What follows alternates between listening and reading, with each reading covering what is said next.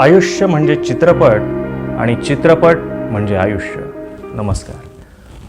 पुणे 52 इथे राहणाऱ्या मराठी इंजिनियरचं आयुष्य म्हणजे गोंधळात गोंधळ. लोक याच्याकडनं अशा अपेक्षा ठेवतात की 3.5 म्हटल्याबरोबर समोर विहीर असली तरी उडी मारली पाहिजे. स्वतः गोट्या आणि इतरांशी डबल गेम खेळणाऱ्या मॅनेजरकडून जंग पछाडलेला, डेडलाईनने झपाटलेला असा तो आयुष्यात पॅकेजचा पिंजरा सोडून दुसरं काही करता येईल का याचा गुपचूप शोध घेत राहतो.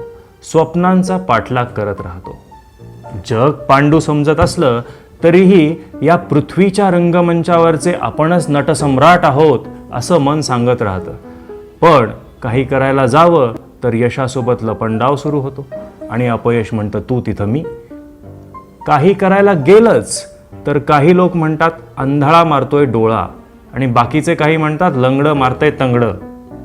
शिक्षणाच्या आईचा घो म्हणून शाळा सोडली असली तरी देखील लोक शाळा घेत राहतात. आईला वाटतं माझा छकुला आता मोठा झालाय, याच्या लग्नाचा धूमधडाका व्हायलाच हवा.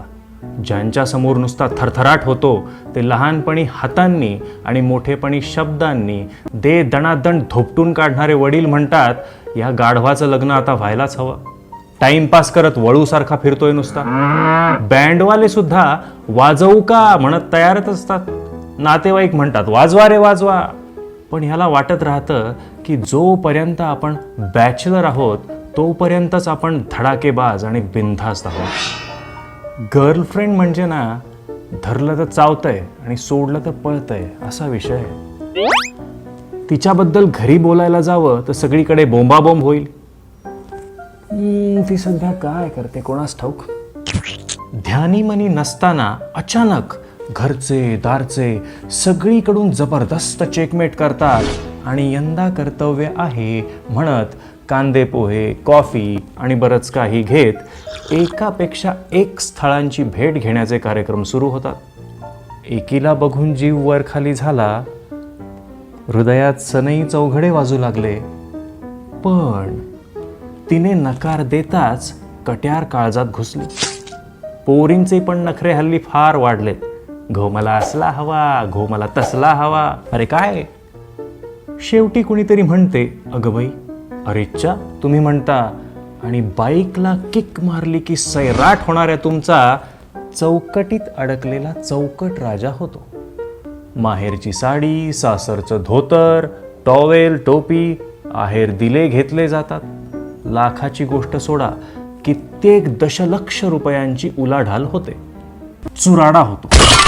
लवकरच तुमच्या लक्षात येतं लग्न म्हणजे काही गंमत जम्मत नसून लोक लग्न पहावं करून असं का म्हणतात. आणि तुम्ही म्हणता बाप रे बाप, डोक्याला ताप.